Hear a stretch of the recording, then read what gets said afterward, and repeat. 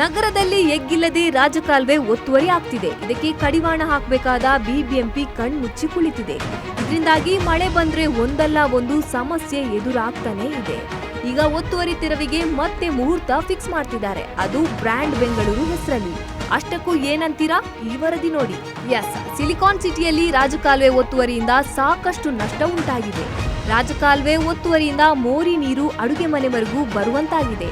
ಇದಕ್ಕೆ ಮುಕ್ತಿ ಕೊಡಬೇಕು ಅಂತ ಡಿಸಿಎಂ ಸಾಹೇಬ್ರು ಬಿಬಿಎಂಪಿ ಅಧಿಕಾರಿಗಳ ಸಭೆ ನಡೆಸಿ ಆಯುಕ್ತರು ಸೇರಿದಂತೆ ಅಧಿಕಾರಿಗಳಿಗೆ ಖಡಕ್ ಸೂಚನೆ ಕೊಟ್ಟಿದ್ರು.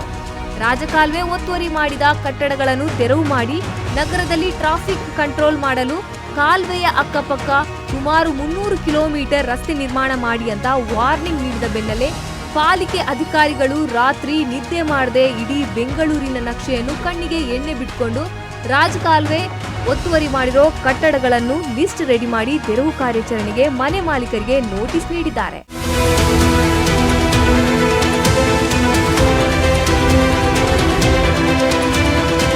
ಇನ್ನು 2007ರ ನಂತರ ರಾಜಕಾಲುವೆ ಒತ್ತುವರಿ ಮಾಡಿ ಕಟ್ಟಡ ಕಟ್ಟಿದ ಕಟ್ಟಡ ಮಾಲೀಕರಿಗೆ ಈ ತೆರವು ಅನ್ವಯವಾಗುತ್ತೆ. ಈಗಾಗಲೇ ಹಸಿರು ನ್ಯಾಯಾಲಯದ ಆದೇಶ ಇದ್ದು ರಾಜಕಾಲುವೆ ಬಫರ್ ಝೋನ್ನಲ್ಲಿ ಕಟ್ಟಿದ ಕಟ್ಟಡಗಳನ್ನು ಗುರುತು ಮಾಡಲಾಗಿದ್ದು ಅವುಗಳಿಗೆ ಈಗಾಗಲೇ ನೋಟಿಸ್ ನೀಡಲಾಗಿದೆ.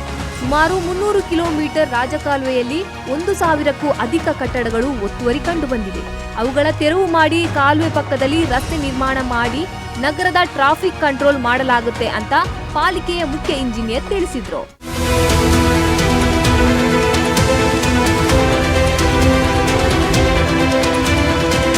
ಒಟ್ನಲ್ಲಿ 10 ವರ್ಷಗಳಿಂದ ಪಾಲಿಕೆಗೆ ಬಂದ ಆಯುಕ್ತರುಗಳು ಒತ್ತುವರಿ ತೆರವು ಮಾಡ್ತೀವಿ ಅಂತ ಹೇಳಿಕೆ ನೀಡಿದ್ದೇ ತಡ. ಅವರೇ ಆಯುಕ್ತರ ಸ್ಥಾನದಿಂದ ತೆರವು ಆಗ್ತಿದ್ದಾರೆ. ಈ ಬಾರಿ ಅದೇ ರಾಗ ಅದೇ ಹಾಡು ಅನ್ನೋ ಹಾಗೆ ಅಂತಿದ್ದಾರೆ ನೆಟ್ಟಿಗರು.